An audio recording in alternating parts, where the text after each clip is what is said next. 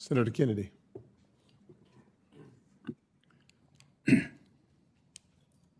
Dr. Myron, do presidents, any president, generally appoint their enemies? Thank you, Senator, for the question. Don't thank me. It just takes up time.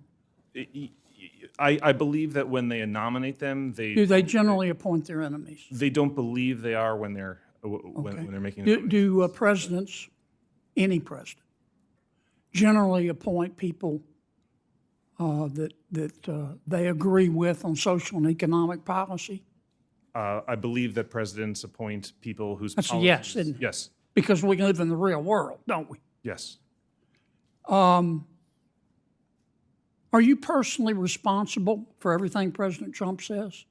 No, my role as the chairman of the Before President Trump says something as President of the United States, does he call you up and say, Stephen, I'm about to say this and I want your approval? Does he do that? Never.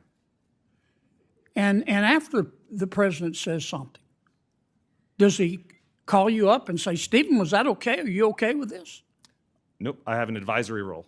Okay. Now, sometimes intelligent adults, reasonable people disagree. Is that true? Welcome to Liberty Trigger. Folks, you got to hear this one. Senator John Kennedy just gave us another masterclass in common sense, grilling Dr. Myron during his hearing. And I've got to tell you, this exchange exposes a truth the left doesn't want to admit. So grab your coffee, hit that like button, and let's break this down like true patriots. Very often.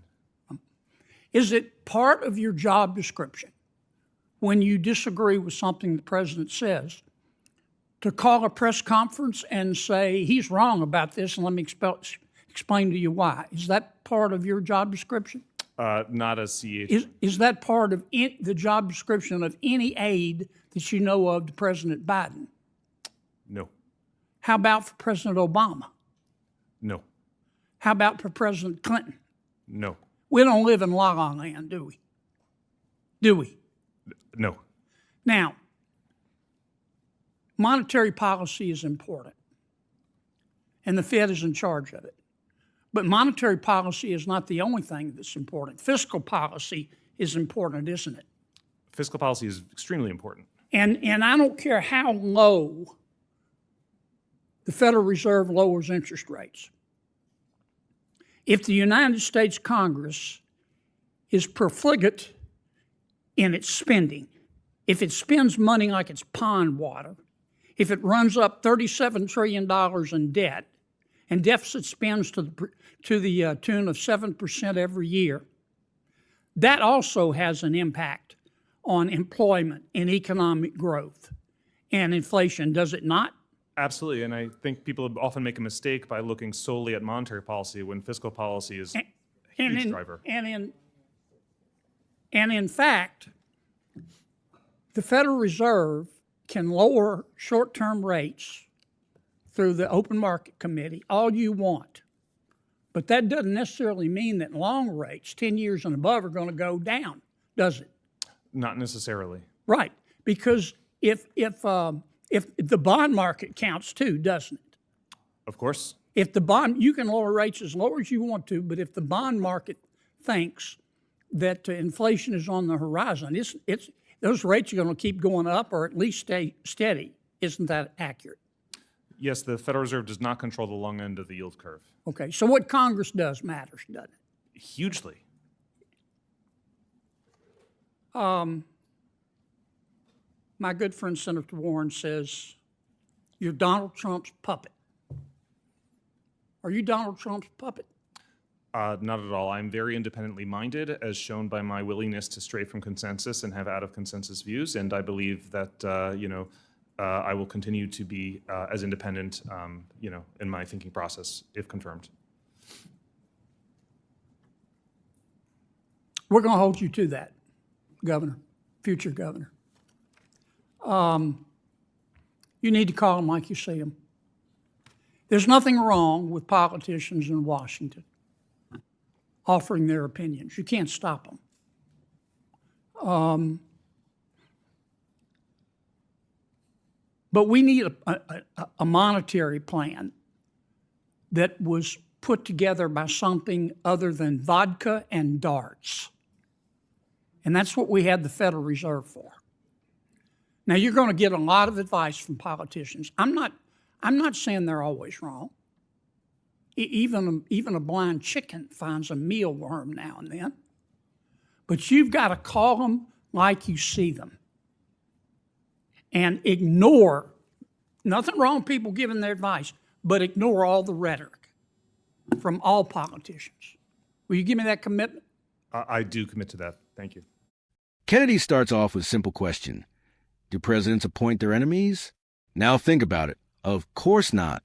Presidents don't go around filling their cabinets with people who hate their agenda.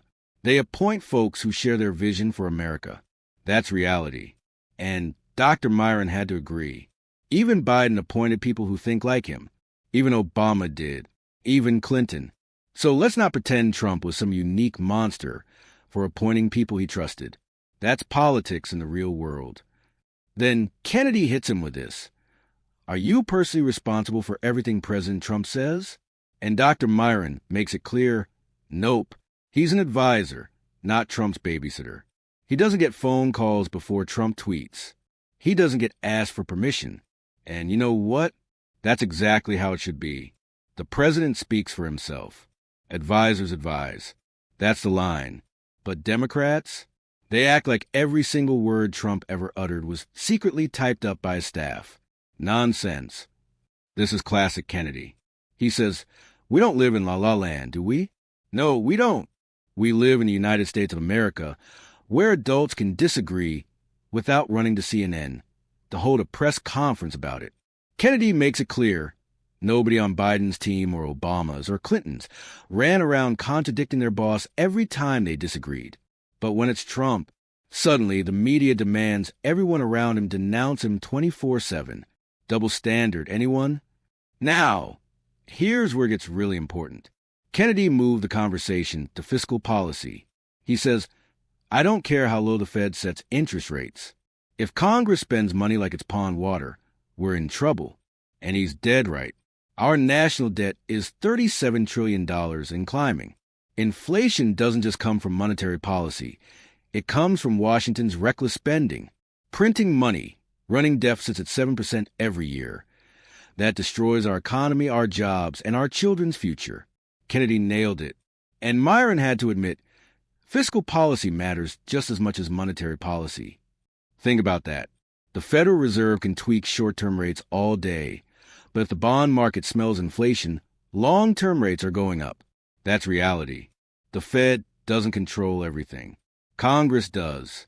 And right now, Congress, run by big-spending politicians, is steering us straight into a financial ditch. Then Kennedy brings up Elizabeth Warren's favorite talking point. Dr. Myron is Trump's puppet. And Dr. Myron shuts it down immediately. He says, not at all. I'm independent-minded. I stray from consensus. I call things as I see them. And you know what? That's what we need. We don't need puppets in Washington. We've already got plenty on the left side of the aisle dancing for lobbyists and woke activists. What we need are people who think for themselves and stand for sound economic policy. And Kennedy ends with a line every American should cheer for. He says, you've got to call them like you see them. Ignore the political rhetoric. We need a monetary plan that wasn't put together by vodka and darts. Amen. Washington politicians will always yap. But the Federal Reserve's job is to stay above the circus. Kennedy made Dr. Myron commit, on record, to independence. And that matters. So what do we learn here? Number 1, presidents hire allies, not enemies. Number 2, advisors aren't responsible for every word out of a president's mouth. Number 3, fiscal policy is just as critical as monetary policy. And number 4, no matter what Elizabeth Warren screams, independence and common sense still matter in America. Senator Kennedy once again cut through the noise and gave us a dose of reality. And I don't know about you, but I want more leaders like him standing up against the nonsense in Washington. If you agree with me, hit that like button, drop a comment below, and don't forget to subscribe for more unapologetic, common sense patriot commentary. God bless you, and God bless the United States of America.